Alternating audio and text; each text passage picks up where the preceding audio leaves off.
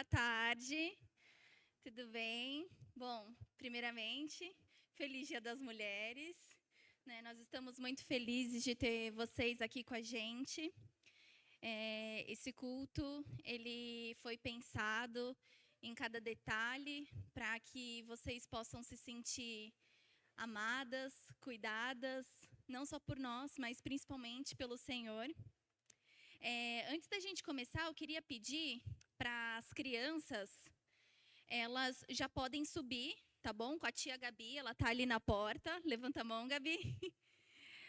As crianças podem ir com ela, tá? Elas vão ter um momento para elas de palavra, de brincadeiras, então as mães podem ficar tranquilas, aproveitar. Amém, glória a Deus. Bom, eu gostaria, para começar, de ler com vocês Provérbios 31, 25. Provérbios 31, 25. Vou explicar rapidinho como que vai ser a dinâmica do culto, para vocês entenderem. Depois da abertura, nós vamos ter aqui um momento de podcast, talk show, como vocês acharem melhor, com o nosso psiquiatra, Dr. Pavel, e a nossa bispa, Jô de Paula. Vai ter um momento também de perguntas e respostas. Então, se vocês quiserem fazer alguma pergunta, tiverem alguma dúvida, vai ter um momento específico para isso, tá bom? Então, já anotem. E depois disso, nós vamos ter o nosso coffee break. Depois nós vamos começar com o nosso culto, o nosso louvor. E depois nós vamos receber uma ministração da nossa bispa. Tá? Então, peço para que vocês estejam aqui com um coração voltado para o Senhor, para aprender mais de Deus, para ser transformada pelo Espírito Santo, porque esse momento é para vocês, né? Esse momento é para que vocês possam realmente esquecer de todos os problemas, da casa suja, das contas para pagar, que vocês consigam relaxar aqui, em nome de Jesus, amém? Bom, vou ler com vocês Provérbios 31, 25, que diz assim: a força e a dignidade são os seus vestidos, e quanto ao dia de amanhã, não tem preocupações. Bom, no capítulo de Provérbios 31, ele é muito conhecido porque ele traz para nós mulheres algumas instruções e qualidades de como ser uma mulher virtuosa, né? De como ser uma mulher sábia. E eu quis enfatizar esse versículo 25, porque ele fala que nós precisamos ter essa qualidade, né, dessa força e da dignidade, não só como uma qualidade, mas na nossa essência. E quando ele fala de força, não é só da força física, né? Ele fala sobre também a nossa força emocional e principalmente a nossa força espiritual.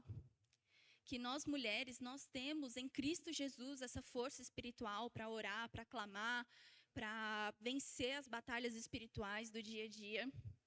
E depois, na segunda parte, ele fala: e quanto ao dia de amanhã, não tem preocupações. Então, demonstra, né, uma mulher que confia em Deus, uma mulher que tem a sua fé firmada em Deus, uma mulher que não se preocupa com o dia de amanhã, não se preocupa com os afazeres, não anda ansiosa. E eu acho que isso hoje em dia é muito difícil para a gente, né? A gente viver isso.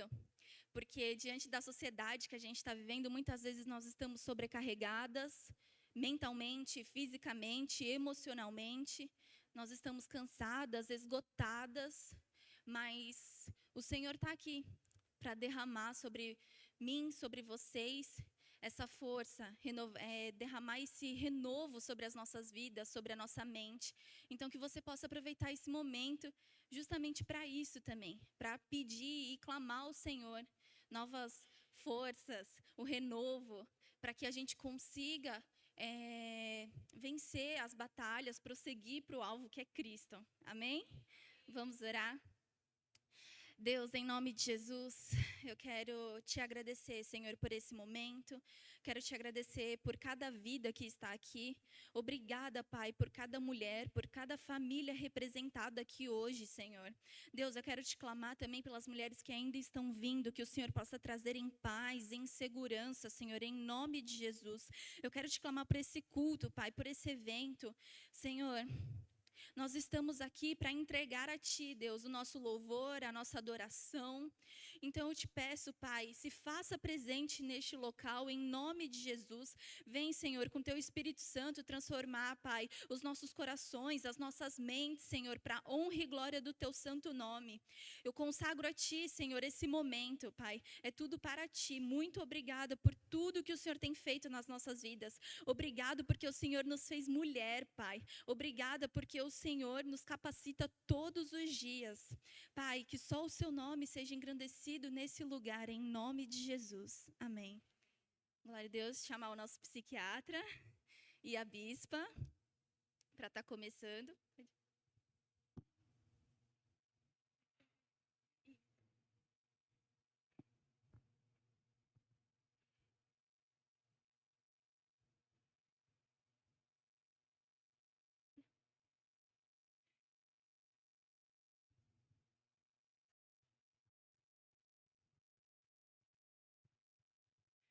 Boa tarde, a paz do Senhor, amém? Como disse a Tati, né, a melhor nora do mundo, que está guardando na barriguinha a melhor neta do mundo. É para você, nesse momento, festejar o Dia Internacional da Mulher, né? Então, que você possa festejar de uma maneira leve, que você possa curtir esse momento, né? Esquece as coisas que você deixou, a pia que ficou cheia de louça, alguma coisa que aconteceu no seu dia para roubar a tua paz. E foca aqui para você poder experimentar esse momento, que seja um momento de alegria, de conhecimento e também de estar mais próximo de Deus. Amém?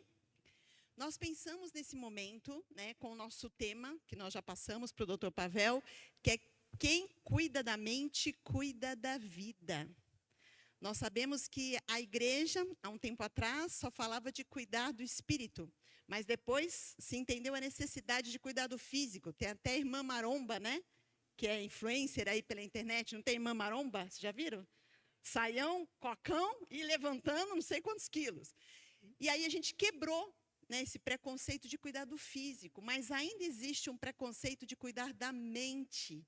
Então, nessa tarde, nós queremos que você entenda a necessidade de você cuidar da sua mente. Porque quando você cuida da mente, você cuida da vida. E aí a gente pensou, quem que a gente vai convidar? No Outubro Rosa, nós convidamos a doutora, que veio aqui, Daiane, né, esposa do Dr. Pavel, nutróloga, né, e deu várias dicas para nós. E aí eu falei, não, então em março nós vamos convidar o seu esposo e vamos cuidar da nossa mente. E aqui está conosco o Dr. Pavel. Eu queria que o Dr. Pavel falasse um pouquinho da sua vida profissional, de todos os títulos que Deus te permitiu estudar. E aí depois a gente entra com as nossas perguntas que elas já deixaram também lá na inscrição delas. Amém? Seja bem-vindo. Tá ligado?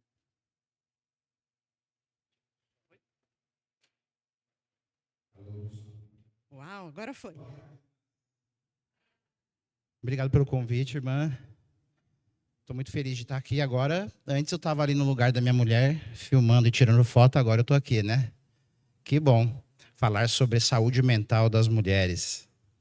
Bom, como a bispa adiantou, meu nome é Pavel mesmo, é o primeiro nome. Eu sou médico psiquiatra, sou cristão, sou membro na primeira igreja presbiteriana de Santos.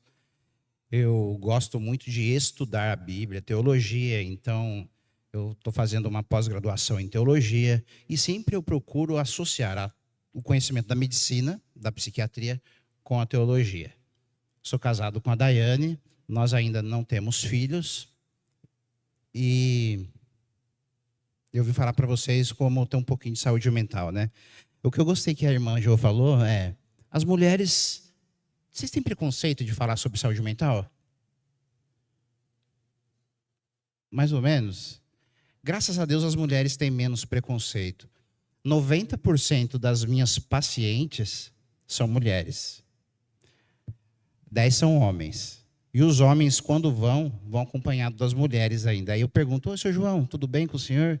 O que o senhor veio fazer aqui? E a dona Maria está do lado. Aí ele não fala, ele só aponta assim, ó. Falei, então vou falar com a dona Maria, se ela estiver mentindo, o senhor corrige, tá? E aí começa a nossa consulta. Mas as mulheres cuidam muito mais da saúde, principalmente aí da saúde mental. E vocês fazem isso muito bem. Não tenham preconceito. Antigamente tinha esse preconceito de que transtornos mentais eram só de ordem espiritual. Mas não são apenas problemas espirituais. O grego, ele separava corpo, mente e espírito. Essa é uma visão do grego, tá? E às vezes a gente é contaminado com isso. Essa não é a visão da Bíblia. A Bíblia diz que nós somos seres integrais. A Bíblia diz que nós temos corpo, temos alma e temos espírito. Qual que é a diferença, então? O grego separa. Chama tricotomia isso. E a Bíblia não. A Bíblia vê um ser como um todo. Tanto que a promessa final é que nós vamos ter um corpo glorificado. Está lá na Bíblia. Então nós teremos corpo tangível. A gente vai poder tocar. Assim como os discípulos tocaram no Jesus que ressuscitou. Sabe o Tomé que colocou o dedo nas feridas de Jesus? Então Jesus ressuscitou num corpo físico. E assim essa é a nossa promessa. A Bíblia fala então que nós teremos corpo, temos mente e também temos o espírito. Então a gente já faz muito bem de cuidar disso desde agora. Ok, muito bom. Você decidiu estudar a psiquiatria logo de começo? Não. Você foi para a neurologia, para a psiquiatria? Que parte você foi? Deixa eu só abrir essa água aqui, gente. Depois que você vencer a garrafa d'água, vamos lá.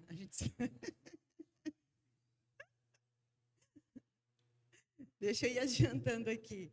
Nós pedimos para elas fazerem algumas perguntas e nós dividimos em blocos. Parece que o bloco campeão aqui foi menopausa, viu, gente? A primeira pergunta de todas. Mas olhando daqui, vocês estão novinhos ainda, mas a gente fala sobre menopausa.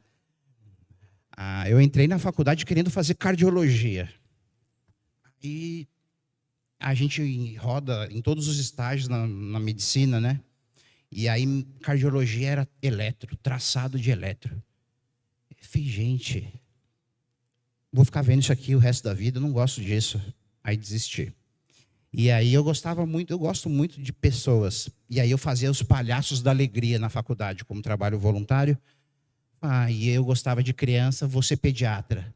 Falei, nossa, mas é difícil lidar, a criança não é o problema. Às vezes tem pais que são difíceis de lidar, né? Nada contra vocês, tá? Que são mães. Mas não era o que eu queria. Não essas mães, não, aquelas outras mães. Isso, lá fora, aqui não. E aí eu era muito tímido e comecei a estudar o comportamento humano. Eu tinha vergonha de conversar com pessoas na rua, na padaria. E aí eu comecei a desenvolver um treinamento comigo mesmo para melhorar o meu comportamento. E hoje eu dou palestras, né? Mas se eu não cuidar disso, eu volto a ser o mesmo cara, o mesmo cara que era assim muito tímido lá no passado. E aí então eu comecei a desenvolver o comportamento, comecei a estudar o comportamento, gostava de saber por que as pessoas fazem o que elas fazem. E eu gostava de escutar histórias sobre a vida das pessoas. Aí eu descobri a psiquiatria, paixão. Eu amo o que eu faço, não sei fazer outra coisa a não ser ajudar pessoas escutando a história delas, né? E eu acho que vocês gostam de falar da vida de vocês? Principalmente que é alguém que escuta, não é?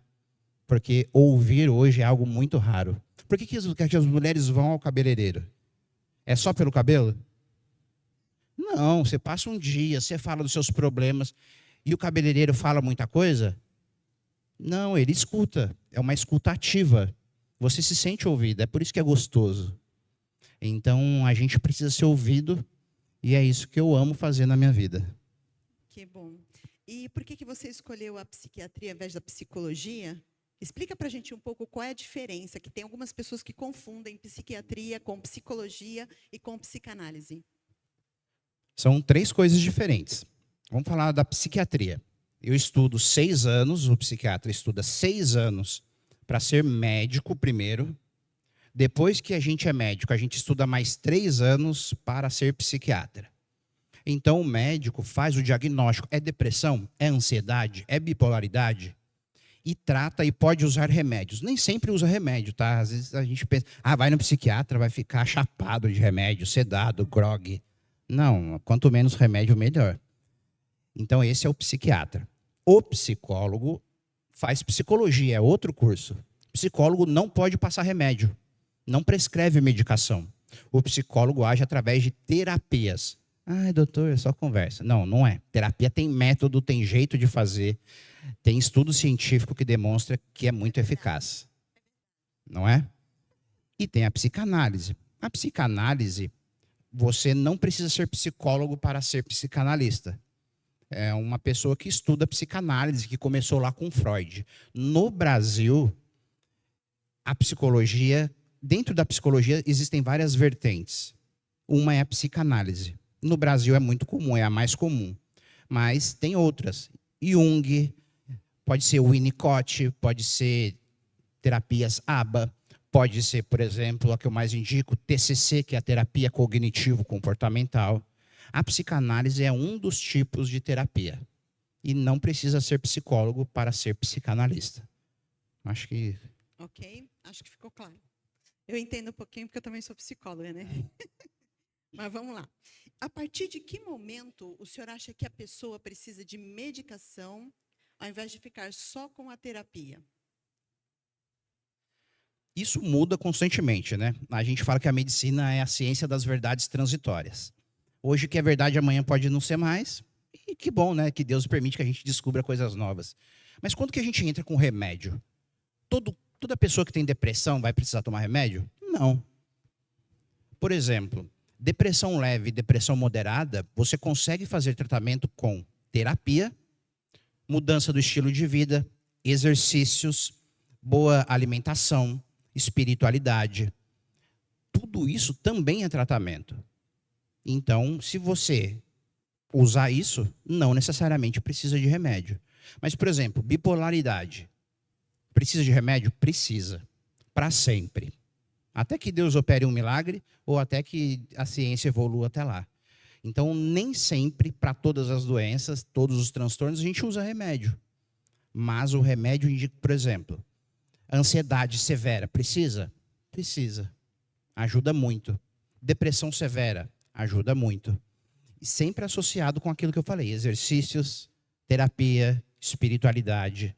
Formam aí um pacote que precisa fazer no tratamento. Como que nós podemos saber quando nós temos que procurar um psicólogo e quando nós temos que procurar um psiquiatra? E também quando nós percebemos que alguém da nossa família precisa de um psiquiatra ou de um psicólogo? Vocês já tiveram essa dúvida também? Será que eu preciso de um psiquiatra? Então, assim, ó, quando? Problema por muito tempo. Quanto que é muito tempo? 2 semanas. Por exemplo, estou há mais de 2 semanas com tristeza, sem nenhuma explicação. Por exemplo, não foi um luto, não foi uma separação. 2 semanas. Triste, sem nenhum motivo aparente, precisa procurar um psiquiatra. Ah, eu estou muito ansiosa. Quanto de ansiedade? Ah, me atrapalha dormir. Precisa de um psiquiatra. Por quê? A gente vai relevando, a gente acha, só estou cansada. Né? Ah, estou precisando de férias. Ah, estou precisando de um vale night das crianças para sair com meu marido e descansar. E aí a gente vai relevando as coisas. Não quer dizer que é o mais saudável.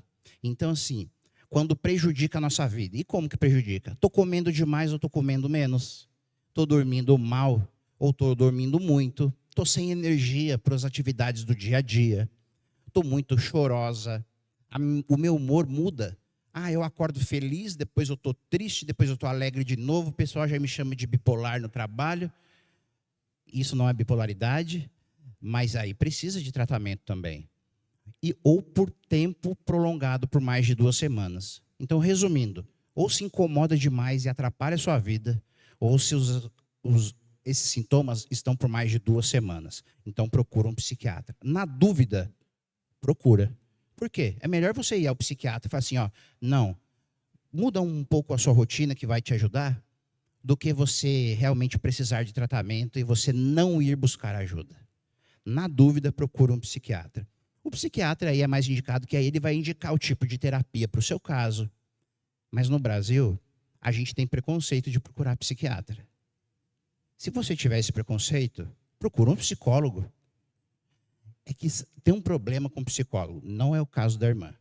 Às vezes os psicólogos têm medo de um psiquiatra que vai passar remédio e acabam evitando que o paciente dele vá para o médico psiquiatra.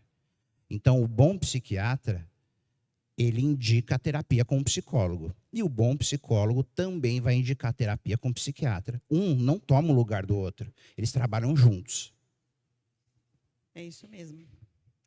Nós percebemos que muitas vezes as pessoas elas se sentem inseguras e com medo diante do preconceito. Por exemplo, a gente fala para todo mundo, eu marquei minha ginecologista, mas dificilmente alguém me fala, marquei meu psiquiatra, porque devem pensar que é doida, né? Então o pessoal não fala. Então ainda existe esse preconceito, mas aquilo que o senhor falou é uma grande verdade. Existem alguns psiquiatras que não aceitam o trabalho dos psicólogos, existem alguns psicólogos que não aceitam o trabalho dos psiquiatras. Lembrando, como o doutor explicou, são trabalhos totalmente diferentes. Um vai trabalhar na parte fisiológica, na parte hormonal, nas sinapses e necessidade de remédio ou mudança de estilo de vida. O psicólogo ele vai trabalhar na terapia, numa ressignificação daquilo que está acontecendo com a sua vida. Então, aquilo que está acontecendo, que significado você está dando, e aí você vai trabalhar isso para você poder dar um novo significado e poder olhar a sua vida de uma maneira diferente. Então, um não atrapalha o outro, mas os dois podem e devem trabalhar juntos. Exatamente. Certo, doutor? Excelente. E sabe o que é interessante, o trabalho associado do psicólogo e do psiquiatra? O psicólogo normalmente pede uma sessão por semana. Às vezes 2 ou 3, mas pelo menos uma por semana. E o psiquiatra, eu ainda vejo meus pacientes no começo do tratamento uma vez por mês. Então ele cria mais vínculo com o psicólogo do que com o psiquiatra. E eu gosto de conversar com o psicólogo. E aí, como é que está o nosso paciente? Por quê? Tem mais, às vezes, passa com o psicólogo e tem vergonha de falar para o psiquiatra, eu estou com um efeito colateral do remédio, está nascendo espinha aqui no meu rosto. Eu tenho vergonha de falar para o médico. E aí o psicólogo acaba fazendo essa ponte. Por isso que é importante. E não tenham vergonha do seu médico. O médico tem que ser um aliado de vocês. Se vocês estão com vergonha do seu médico, está errado. É alguém que tem que estar no seu time, não contra você. Ou às vezes você vai no seu médico, você fala que não está legal aquela medicação, pede para trocar, ele não troca. Troca de médico. Tem que ser algo que você consiga tomar para fazer o tratamento. Então, não, só tem esse tratamento aqui para o resto da vida. E não tenta outros. Não, tem diversas possibilidades. Aquela ideia de que o remédio deixava a pessoa sedada, babando, caída assim no sofá, não existe mais, gente. Se você for no meu consultório, não tem nenhum paciente batendo a cabeça na parede assim, agitado, agressivo. Ainda bem, né, doutor? São mulheres como vocês, de 25 a 45 anos, a média, jovens que trabalham, que têm família e que sofrem do quê? Ansiedade e depressão. Vocês sabiam que mulheres têm 2 vezes mais depressão do que os homens? Vocês sabiam que as mulheres sofrem 2 vezes mais de ansiedade do que os homens? Eu vou pedir permissão aqui para a Bispa. Posso fazer um quiz aqui com elas? Lógico, manda ver. Eu queria que vocês participassem levantando as mãos, tá? Não vou expor vocês, tá? Sem vergonha, né, doutor? Sem vergonha. A gente falou sobre depressão e uma das coisas que acontecem com depressão é suicídio. Eu quero saber de vocês. Quem é que tenta mais suicídio? A mulher tenta mais suicídio ou o homem tenta mais suicídio? Se você acha que é o homem que tenta mais suicídio, levanta a mão. Tá, pode abaixar. Se você acha que é a mulher que tenta mais suicídio. Tá, pode abaixar. E quem não acha nada, está com vergonha? Agora eu vou mudar a pergunta. Quem é que comete mais suicídio? Quem acha que o homem comete mais suicídio, levanta a mão. Pode abaixar. E quem acha que a mulher comete mais suicídio? Vocês estão indo bem, hein? Vocês já me viram em algum lugar falando sobre isso, né? Foi aqui, não foi? As mulheres tentam mais, mas graças a Deus elas não conseguem. Os homens tentam menos, mas são mais violentos. Quando o homem tenta, ele consegue na maioria das vezes. as mulheres querem algum método que seja sem dor. Então, elas tentam tomar remédio ou alguma... E aí, graças a Deus, dá tempo dela ser socorrida. E ela se mata menos. Ela tem menos suicídio do que o homem. E o que isso chama a nossa atenção? Que uma tentativa de suicídio é um sinal da pessoa pedir ajuda. Só que ela não sabe pedir. Por quê? Porque a nossa sociedade não ensinou. E aí é um pedido de ajuda isso. Então a gente tem que começar a falar com naturalidade para as pessoas terem a quem pedir ajuda. E a gente, como cristão, não é o nosso papel aqui ajudar? É isso. Então falem com naturalidade sobre isso. É isso que eu queria fazer esse ponto. Bom, então antes da menopausa, vamos para a depressão? Já Vamos, que o papo vamos. está indo para esse caminho. Tá. Doutor, a pergunta que foi colocada aqui para a gente é: pensamentos extremamente negativos e constantes são sintomas apenas da depressão? Não. Vamos começar lá atrás, né? Como é que a gente faz o diagnóstico na psiquiatria? Tem exame? Não tem. Exame de sangue faz diagnóstico de depressão? Não. Exame genético faz? Não. Exame de tomografia do cérebro faz? Não. E ressonância? Não. Tem exame? Nenhum. Como que a gente faz o diagnóstico? Tem um livro que se chama DSM. O DSM é um livro que descreve as doenças, os transtornos mentais. Então, a gente vai avaliando o paciente e vê se ele tem aqueles sintomas. Se ele preenche vários critérios lá dentro, a gente fala que ele tem aquela doença ou aquele transtorno. Mas, repara, são vários. E aí tem o pensamento negativo. Tem pensamento negativo na depressão? Tem.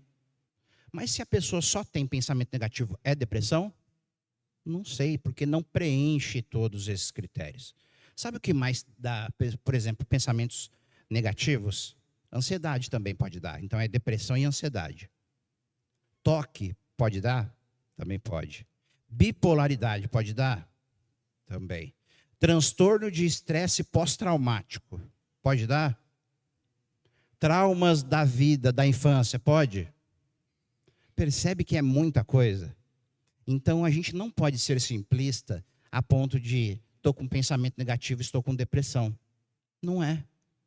É por isso que uma consulta de psiquiatria não pode ser uma consulta rápida. Eu não tenho exame, o meu único exame é escutar a minha paciente. Então, eu preciso investir tempo na consulta para escutar a história. Uma simples tristeza pode esconder uma bipolaridade, ou pode ser uma depressão. E qual é o problema disso? É que o remédio que trata a depressão, se eu tratar a pessoa que tem bipolaridade, vai piorar a bipolaridade dela. E se eu tratar a pessoa para bipolar, mas ela for depressiva, não vai funcionar. E aí a gente tem um monte de pessoas que vão em consultas com o médico, que são muito rápidas, e tomam remédios errados, porque o diagnóstico está errado. E aí diz que o remédio não funciona, e aí fica sedada. Por isso que acontece tudo isso que faz a gente ter medo da saúde mental. E eu acho que aquele tópico que o senhor falou também, de repensar o seu psiquiatra também, a necessidade talvez de trocar. Porque, por exemplo, eu tive uma paciente que ela ficou por uns 15 anos sendo tratada como depressão. Só que ela não tinha depressão, ela tinha transtorno borderline. Eu atendi uma outra por 20 anos que tomou remédio para ansiedade, mas ela tinha transtorno obsessivo-compulsivo. Então, às vezes, o diagnóstico errado faz você tomar a medicação errada. E já pensou você colocar no seu cérebro, por tantos anos, um remédio errado? É muito ruim. Então, se há necessidade, se você não está bem, peça uma segunda opinião, eu acho que isso é muito importante. Doutor, como que eu sei quando é depressão e quando é ansiedade? Porque parece que hoje em dia as doenças, né, da nossa geração é a depressão e a ansiedade. A gente sabe que após a pandemia aumentou muito o índice de depressão e ansiedade. Nós somos os campeões, né, mundiais de ansiedade e os campeões sul-americanos de depressão. Então, como é que nós sabemos qual é a diferença entre depressão e ansiedade? Ótima pergunta. Só lembrando assim, isso daqui não é para vocês fazerem o diagnóstico, é para vocês suspeitarem e procurarem ajuda, né? Por favor. Porque até o psiquiatra, às vezes, tem muita dificuldade de saber Ah, mas não é tão claro? Não, às vezes não fica tão claro. Antigamente a gente achava que depressão é uma coisa e ansiedade era outra coisa. Por quê? Tinha essa ideia, quer ver? Depressão. Fica trancada dentro de um quarto, chorando, sem energia para sair de casa, para fazer nada, num quarto escuro. É depressão? É provável que pode ser depressão. Tá. E ansiedade? É a pessoa que não consegue dormir, que fica travada, que fica angustiada, que planeja, mas quando não sai do jeito que ela deseja, ela fica angustiada, causa intenso desconforto. Ela quer tudo para ontem. Ela tem o desejo de ter controle. O pessoal está dando check aí, né? Eu tenho isso. Não, calma aí. Tem o desejo de ter o controle sobre todas as situações. Esse é o quadro clássico de ansiedade. Tá. Sabe qual é o problema? Que ansiedade e depressão andam de mãos dadas. Tem muitos sintomas de depressão que andam com sintoma de ansiedade. E aí é que mora a dificuldade. Então a gente tem que avaliar e cada caso é um caso. Mas retomando a pergunta, quando que eu suspeito de depressão? Sabia que depressão nem sempre precisa ter tristeza? Curioso isso. Depressão, ela rouba de nós a vitalidade. Tem depressão sem tristeza, mas não tem depressão sem perder o ânimo, a disposição, o prazer na vida.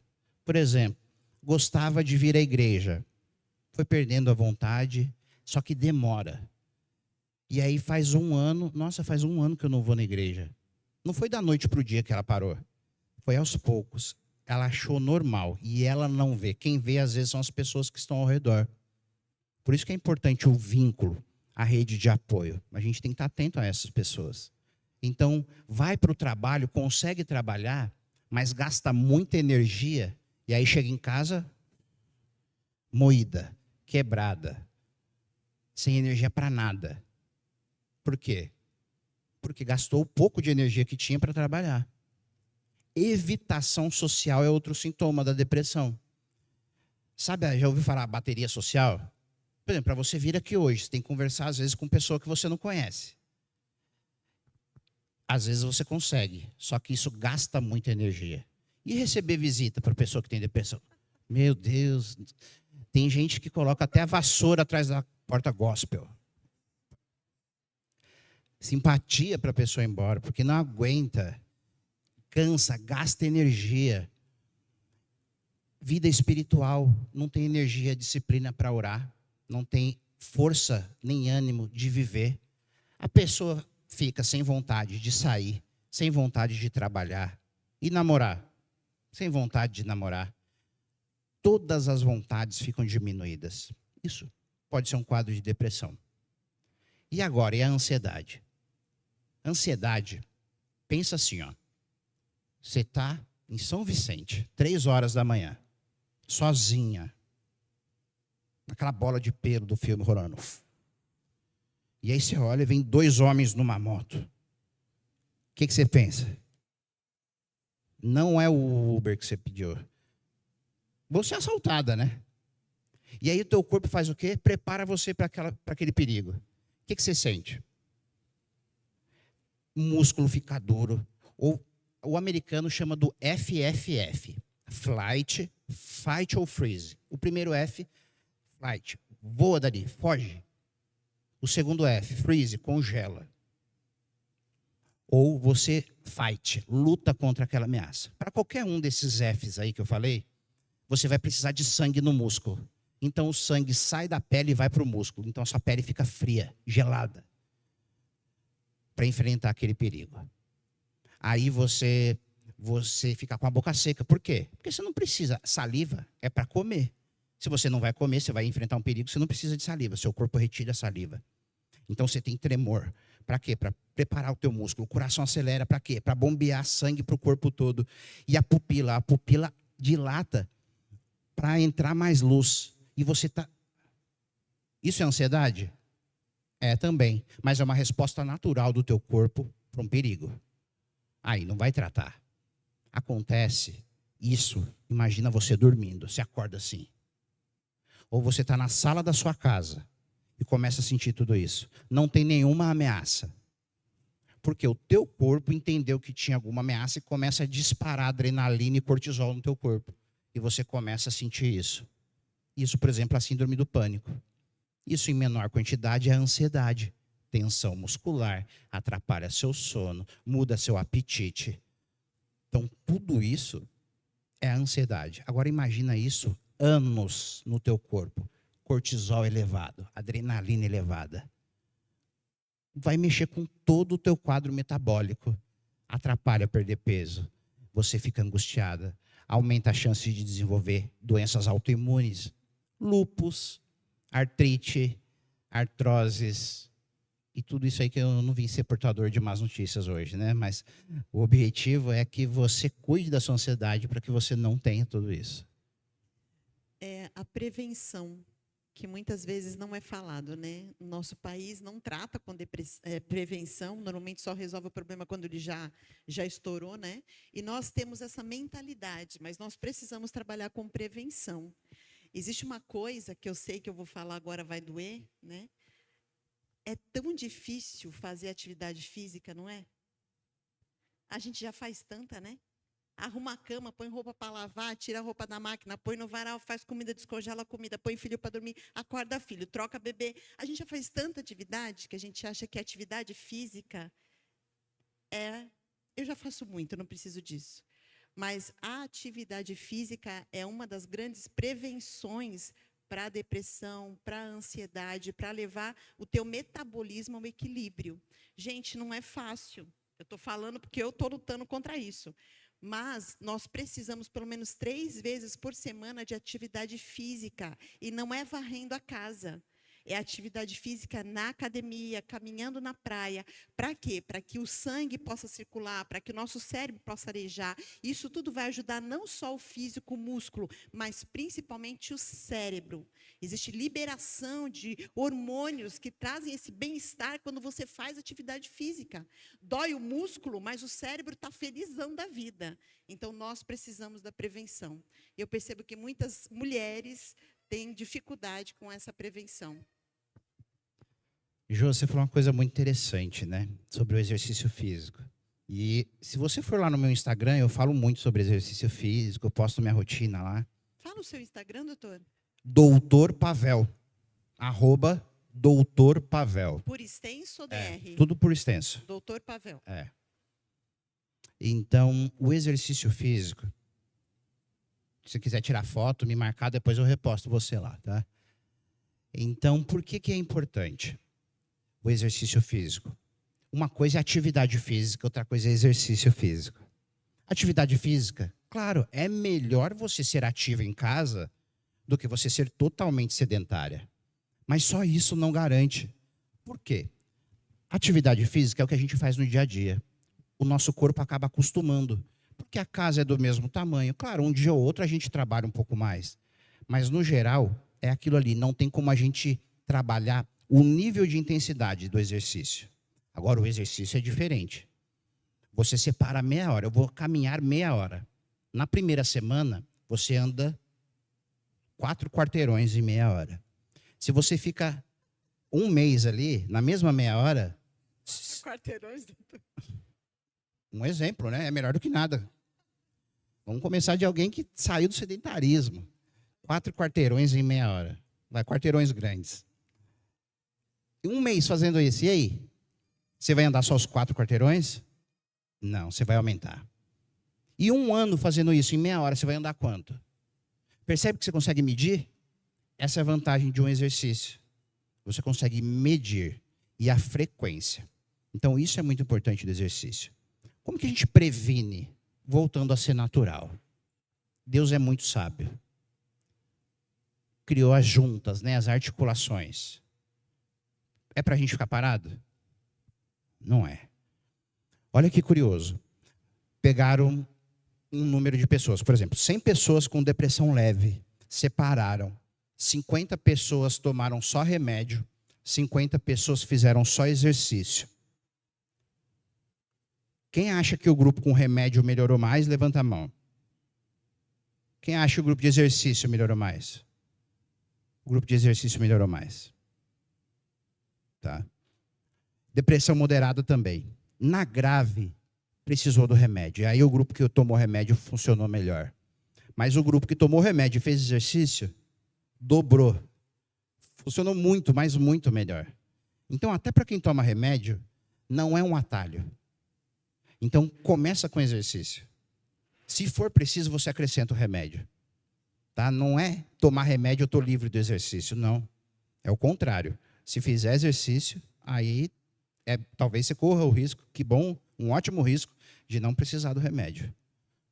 E é bom a gente dar algumas opções também. Eu acho que se você não consegue fazer 3, faz 2 vezes na semana. Se você não consegue ir para uma academia, pagar a academia, que a gente te dá desculpa que não tem dinheiro, né, doutor? Uhum. Se não dá para pagar a academia, faz o que ele falou, caminha na calçada, é de graça, a rua é pública, né? Então você pode caminhar. Ou a gente tem o privilégio de ter a praia. A gente dá palestras fora da Baixada e as pessoas ficam com ciúmes porque a gente tem a praia e acham que a gente caminha todos os dias na praia porque a gente tem a praia ali. Mas mal sabem eles que a gente não pisa na praia. Então, assim, nós temos esse privilégio. Então, comece de alguma maneira, mas comece. Vença isso. Você é uma mulher de ousadia.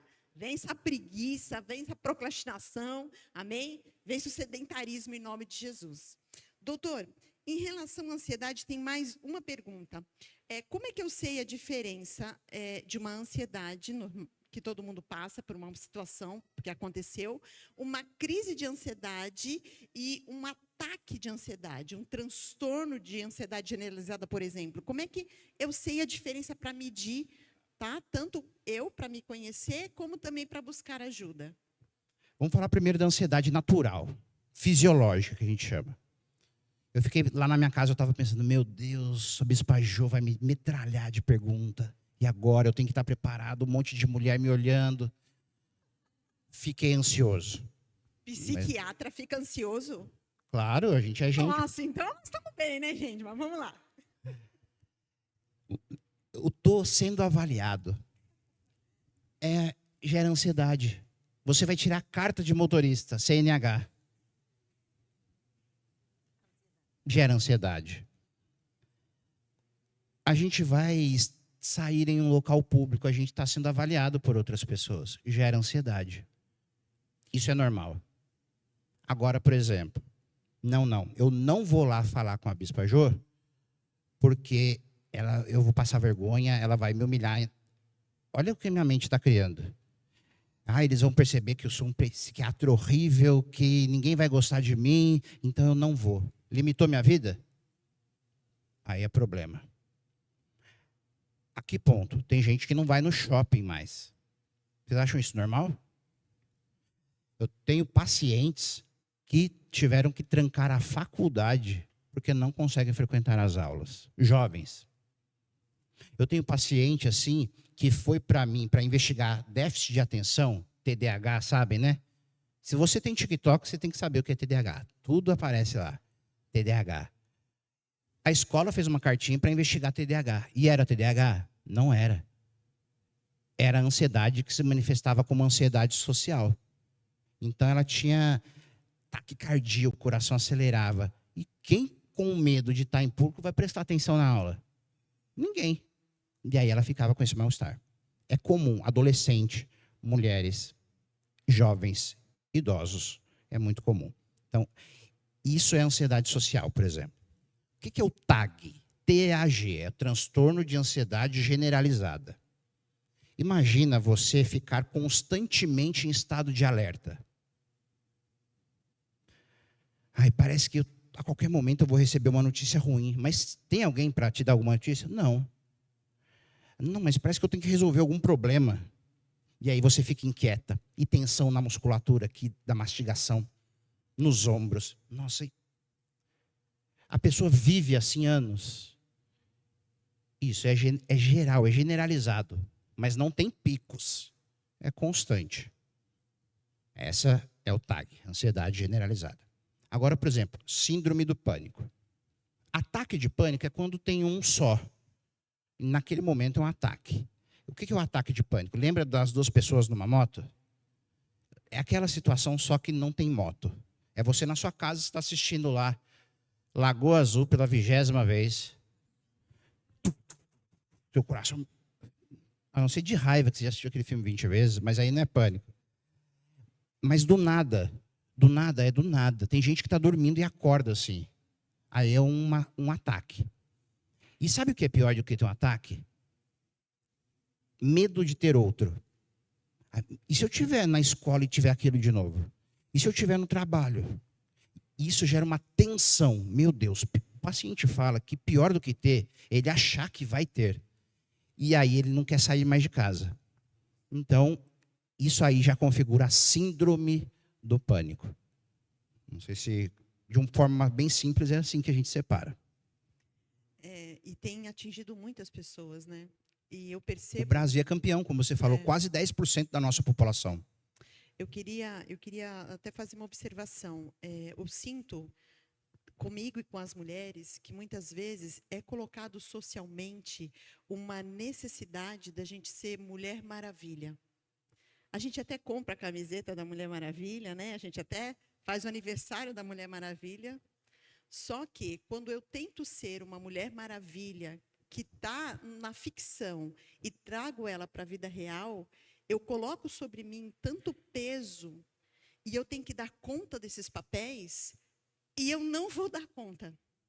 Então, o que eu faço? Eu me autopilho para dar conta e aí eu ligo no 220 e vou acelerando a minha vida. Isso vai gerando uma ansiedade para eu tentar dar conta.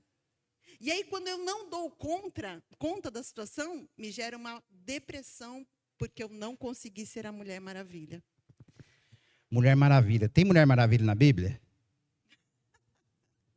Pior que tem, gente. Ela leu aqui Provérbios 31, né? Você já leu aquilo lá? Deixa eu falar uma coisa para vocês. Não leiam aquilo como um checklist do que eu tenho que ser isso aqui para ser uma mulher de Deus, tá? Ah, não, lógico que não. Porque, repara, ela acorda cedo, ela dá ordem para as criadas, ela compra uma propriedade, ela vende, então ela tem noção de comércio, de trading, e aí ela faz tudo isso, costura, limpa a casa, e à noite o fogo não se apaga ainda. Entenderam, né? O que é o fogo que não se apaga de noite? É isso aí que você pensou mesmo. E aí, meu Deus, isso aqui é impossível de cumprir. Claro que é impossível. A gente tem que lembrar que Provérbios é um livro poético e Salomão conhecia a cultura universal do mundo todo. Então ele foi colocando ali valores que eram comuns às mulheres de vários países. Não quer dizer que você vai ter que ter tudo aquilo ali. Na verdade, a Bíblia toda aponta para Jesus. E em quem aquela lista se completa é em Jesus. Então, quando você coloca e deposita a sua fé em Jesus, aí você fica menos ansiosa. A bispa falou da necessidade da mulher performar. Eu preciso fazer tudo isso aqui, e se eu não dou conta disso, vem o peso, a culpa. Lembra que eu falei que eu estou sendo avaliado aqui por vocês? Vocês estão sendo avaliados o tempo todo na cabeça de vocês. Por vocês mesmas, pelos filhos, pelos maridos. E eu não estou dando conta. Pela sociedade, pelo patrão. Exatamente. Então, como é que evita isso, né? Primeiro, saber a sua identidade em Cristo. Não é na força do seu braço que você vai conseguir resolver todas as coisas. A gente precisa entregar a Cristo. Está na Bíblia lá. Lançai sobre ele toda a vossa ansiedade. Esse lançar não é assim, eu pego isso daqui e eu jogo aleatoriamente para qualquer lugar. Sabe aquela coleta de lixo que tem o lixo verde, você coloca lá o orgânico, o vermelho você põe eu não sei o que é, mas tem a coisa certa para determinado tipo de lixo. E aí você não pode colocar uma coisa em outro lugar que não é determinado para aquilo, não é assim? O lançar é justamente isso. É colocar no lugar ideal. O verbo no grego significa isso. Então, o lugar ideal de colocar a tua ansiedade não é aleatoriamente. É em Cristo. E como é que a gente faz isso? Através da oração. Então, Senhor, o meu problema é isso aqui, ó. Eu me cobro de ser uma Mulher Maravilha. Eu acho que é um hipotético. Eu não sei que aqui nenhuma mulher sofre disso. Eu acho que eu não sou uma boa mãe. Meus filhos não estão recebendo total atenção e carinho. Eu me cobro muito. Me ajuda com esse sentimento, Pai. Só de você orar assim, você já vai se sentir mais leve. Então é isso que é entregar a nossa ansiedade aos pés de Jesus. Lançar não é jogar para qualquer direção, é depositar corretamente no lugar que é aquilo, que é aos pés de Jesus. Então faça isso na sua vida de oração. Separa um tempo, a minha ansiedade é essa aqui, Senhor, qual que é? Vou ter que ir lá pregar hoje na igreja da Bispa Sônia. Me ajuda. Entrega. Mas a gente quer? Sônia não, né? Da Bispa Jô. Ufa. A pessoa receba. É uma mulher de Deus também. É, eu gosto muito. Então aí, de você segurar e ser na força do seu braço. Não é isso.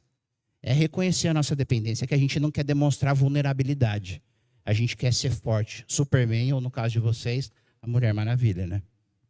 É excelente esse texto que o senhor falou para nós, porque realmente Provérbios ele é um livro de princípios, né? A gente tem que entender a palavra de Deus, né? A Bíblia diz, errais não conhecendo as Escrituras e nem o poder de Deus. E Provérbios não é um livro de ordens e mandamentos. Provérbios é um livro de princípios que nós podemos, né, colocar na nossa vida, mas não é um mandamento impossível ser aquela mulher, né, doutor? Misericórdia. Doutor, nosso tempo está acabando. Eu estava esperando isso.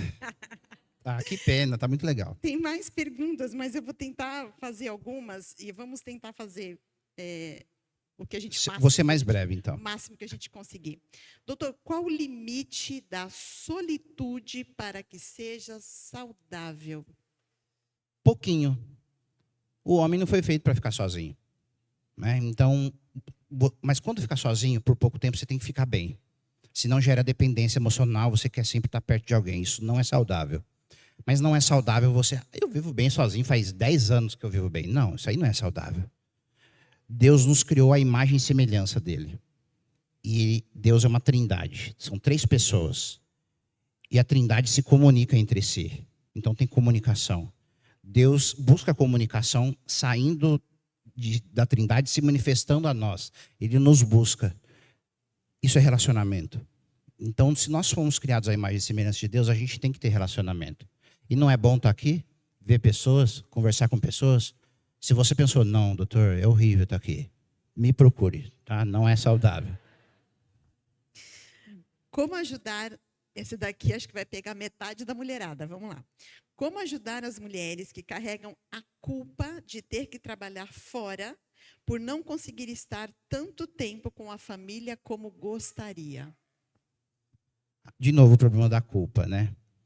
Infelizmente, às vezes a gente tem dificuldade no nosso país e às vezes a mulher tem que trabalhar fora para ajudar no orçamento familiar. Às vezes as mulheres não queriam isso. Às vezes ela queria ter mais tempo para os filhos, para casa, mas infelizmente não dá. Então, como é que a gente ajuda a resolver isso? Estar presente. Como é que você faz? Quando for fazer as coisas, esteja completamente. É melhor você passar meia hora com seus filhos, sem celular, sem televisão, num relacionamento com eles, do que você fica 2 horas estando só presente de corpo, vendo sua rede social, mas não interagindo. Então, aproveite melhor o seu tempo. Sente-se à mesa. A mesa é uma bênção de Deus para nós. É instrução. A gente tem que criar a nossa família ao redor da mesa. Por quê? Na mesa a gente cria cultura. Na mesa a gente cria vínculo. Na mesa a gente passa nossos valores para os nossos filhos. Então, se você almoça à mesa, é melhor do que almoçar à frente da televisão, por exemplo. Então, a culpa é quando você não aproveita bem o seu tempo. Agora, por exemplo, se você trabalha 12 horas por dia e só tem 1 hora para ficar com seu filho, faça valer a pena aquela 1 hora. A qualidade do tempo é mais importante até do que a quantidade. Claro, 5 minutos é pouco, né? Mas é melhor que você passe o pouco que você tem de disposição com inteira dedicação às pessoas. Não é ruim você estar conversando com a pessoa, ela está de óculos escuro, porque não tem vínculo, a gente não olha no olho. Não é ruim quando você conversa e a pessoa está no celular, porque a gente não cria vínculo. É melhor 15 minutos de uma conversa próxima e íntima do que muito tempo só na presença. Então, a culpa. Aproveite intensamente o tempo. Doutor, toda pessoa que vive mentindo acaba aqui acreditando nas próprias mentiras e não consegue mais viver na realidade.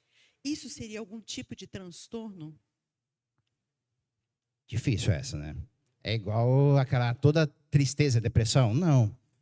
Existe um transtorno que chama mitomania, que a pessoa mente compulsivamente. Ela não consegue parar de mentir. Mas isso é raro, não é comum. Agora, alguns transtornos de personalidade mentem mais. Por exemplo, personalidade antissocial, que é psicopatia. Qual que é a diferença? Antissocial é o transtorno de personalidade. Quando ela comete desvios, isso muda para psicopatia. Então, mente.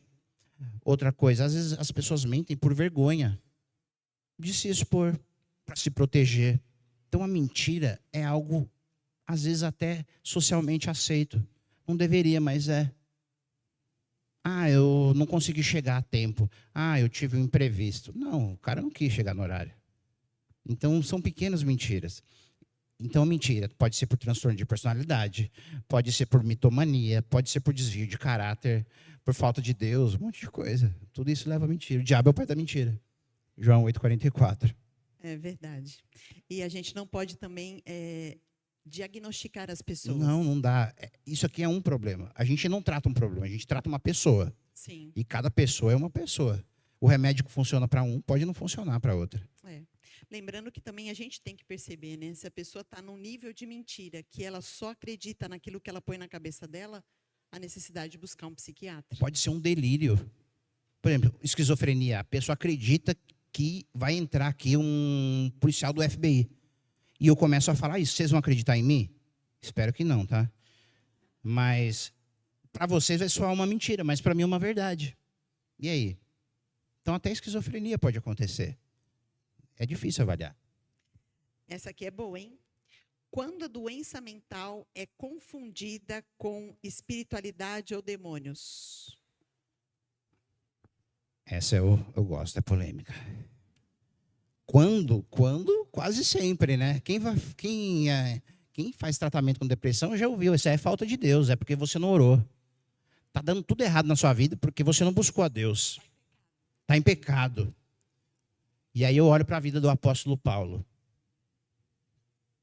Preso, colocaram ele no navio, o navio afundou. Graças a Deus ele chegou, um náufrago na ilha. Foi se esquentar na fogueira, jogou um graveto na fogueira, uma cobra picou a mão dele.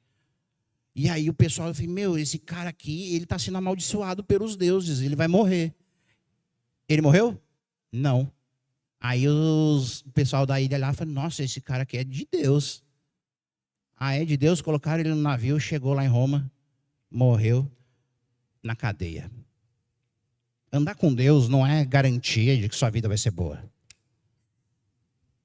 Mas andar com Deus é uma garantia de uma vida eterna. Então, só é feliz quem tem sofrimento? Quem não tem sofrimento? Não, a gente pode ser feliz com sofrimento também. Pergunta para uma mãe que cria 10 filhos, se ela é feliz. Consegui criar os 10. Foi fácil? Não. Sofreu? Demais. Mas valeu a pena? A senhora é feliz? Sou. Então, apesar do sofrimento, Deus ainda está conosco e nos fortalece. E essa ideia de que a gente tem uma expectativa lá, dá a nossa resiliência. Resiliência é o quê? Capacidade da gente tomar pancada da vida e conseguir caminhar. E cada vez a gente vai ficando mais forte. Isso é resiliência. Então, se eu estou em pecado, pode ter doença? Pode. Mas pessoas de Deus podem ter doença também. Eliseu teve? Possivelmente teve. Eliseu, da Bíblia, o profeta, não foi meu paciente. Mas se você olha lá, ele ficou triste, desejou a morte, saiu, deixou o servo dele na outra cidade, evitação social, que eu falei. Pode ser depressão? Pode. Pessoas de Deus também têm depressão. Por exemplo, e possessão demoníaca? Como é que a gente separa uma possessão demoníaca de uma esquizofrenia? Irmãos, eu queria que fosse demônio, porque é mais fácil. Sabe por quê? A Bíblia diz que a gente tem autoridade no nome de Jesus para expulsar. A gente não tem? E aí você ora, expulsa e não sai, é porque não é demônio. E aí é o quê? Aí tem que tratar com remédio. Agora eu sempre falo para os meus pacientes, Coloque a sua espiritualidade no tratamento. Envolva a sua... É até uma oportunidade que eu prego para os meus pacientes nesse momento. Você acredita em Deus? Então comece o seu dia com uma oração de agradecimento. Quando você agradece, o seu corpo interpreta o quê? Nossa, eu estou bem, estou plena. E aí gera hormônios do bem-estar e você fica melhor. Se você começa o dia pedindo coisas, o seu corpo liga o estado de alerta. E aí você vai ficar elétrica, preocupada, procurando aquelas coisas. É o oposto da gratidão. Então está muito ligada à espiritualidade na saúde mental. A gente não pode separar. Lembra que eu falei lá no começo? Quem que separa? Os gregos. Nós, povo de Deus, a gente tem que ver tudo como uma coisa só. Bom, só mais uma, tá bom? Todas. Vamos falar da abençoada menopausa. Vou juntar as 3 perguntas de uma vez só. Vamos lá.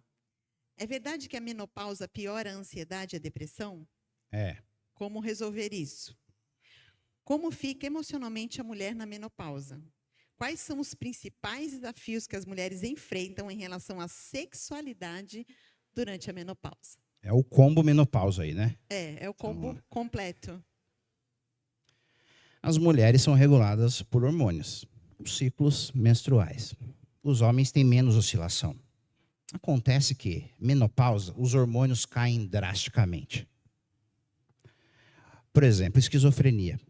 No homem, tem um pico de incidência, que é na juventude. E nas mulheres? Tem 2. Um na juventude e o outro quando caem os hormônios. Mulher, na menopausa, aumenta a chance de depressão, aumenta a chance de ansiedade, de todos os outros transtornos. Eu não sei, a medicina não sabe dizer, mas os hormônios da mulher protegem a mulher. É incrível, a gente vê muitos casos de que a gente precisa tirar o remédio de paciente quando engravida. E Deus age com graça e a paciente não piora na gravidez. E aí passa a gravidez, ela piora. Por quê? Depois da gravidez também tem a queda dos hormônios. Tanto que as mulheres entram no blues puerperal, igual na música em inglês, o blues, que é um período de tristeza, ou pode ter até depressão pós-parto. Pelo mesmo motivo, queda rápida, abrupta dos hormônios. Então vamos fazer reposição hormonal em todo mundo. Todo mundo fica feliz, jovem, vida sexual ativa para sempre. Certo? Não, não funciona dessa maneira. Então, o hormônio, a reposição hormonal não funciona para todos, não deve ser feita para todas as mulheres. Não é a minha área, mas, por exemplo, aumenta a chance de alguns cânceres, protege contra outros, mas piora alguns cânceres. Aumenta a chance, por exemplo, de trombose, ataque cardíaco, eventos cardiológicos. Então, tudo isso tem. O melhor é procurar um médico aí. E a parte da sexualidade? Na mulher, menopausa diminui lubrificação. A mucosa fica mais fina. Teria remédio? Seria o hormônio. Mas sexualidade é mais do que o ato sexual, não é? A mulher busca na sexualidade intimidade com o parceiro. Então, talvez, uma coisa que pode ajudar, por exemplo, lubrificantes, atos de carinho com seu parceiro, são coisas que suprem a necessidade de vínculo como ser humano que a gente tem, não necessariamente pela penetração, que tem aí a questão da mucosa da mulher estar mais ressecada. Então, a gente tem que ver isso com naturalidade. E a mulher, quando envelhece, perde a vontade. O homem não perde a vontade. Mentira, tá? Nem o homem, nem a mulher perde. A questão pode diminuir um pouco, mas os seres humanos mantêm isso ainda. Idosos, terceira idade, têm vida sexual ativa. Tem estudos que demonstram que na população idosa aumentou ISTs, infecções sexualmente transmissíveis. Aquela ideia que sua avó não brinca é errada, tá? Então, faz parte do ser humano. E a gente precisa ver com naturalidade. Procura ajuda. Ginecologista, cremes vaginais podem te ajudar. A intimidade com o parceiro vai muito além do que só a questão da penetração em si. E a saúde mental tem que estar sempre em dia. Bom, então descobrimos que a gente tem que festejar a menstruação, né, gente? Tem gente que fica com raiva de estar menstruada, é melhor que a menopausa. E olha só, Antigamente as mulheres tinham um filho, ela começava a menstruar. Podia casar, casava, engravidava. 9 meses de gestação, não menstruava. Enquanto amamentava, os 2 anos que amamentava, não menstruava. Aí parava de amamentar, menstruava. O que acontecia? Ela ficava 3 anos sem menstruar. E aí ela tinha um filho a cada 3 anos. Ela tinha 10 anos, ela tinha 10 filhos. As mulheres menstruavam muito menos do que as mulheres menstruam hoje. Então, até isso a nossa sociedade mudou. Então, quando se menstrua todo mês, acaba perdendo, sim, nutrientes. Por quê? O ideal, o plano bíblico era o quê? Povoar a terra, não era? E aí a gente vive na nossa sociedade que eu preciso estudar primeiro, para depois ter filho. E a gente foi postergando isso para viver de uma forma artificial. E Deus é muito sábio.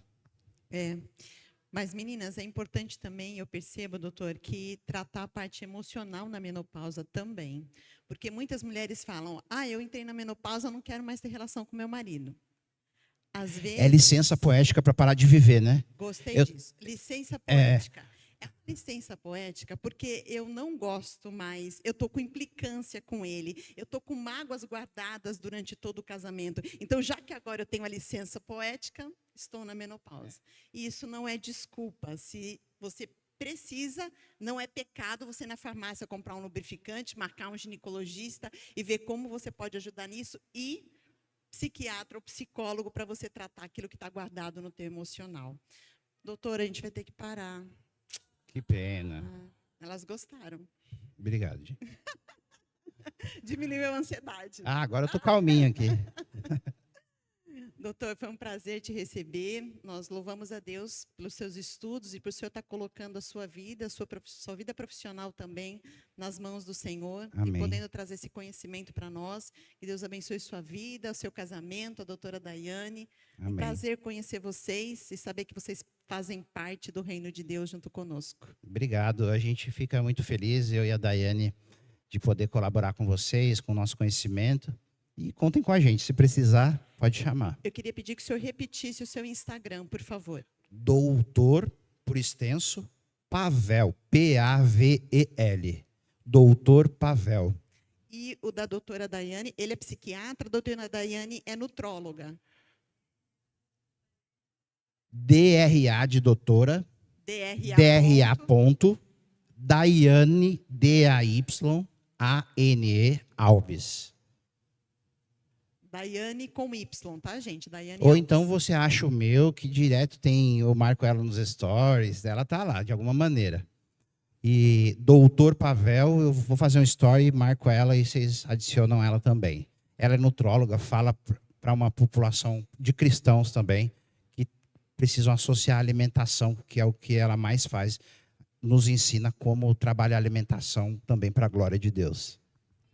Parece que o senhor admira ela, né? Eu sou fã da minha mulher. Te amo, amor. Vamos ficar de pé? Eu queria estar orando pelo doutor Pavel, Amém. agradecer a presença dele.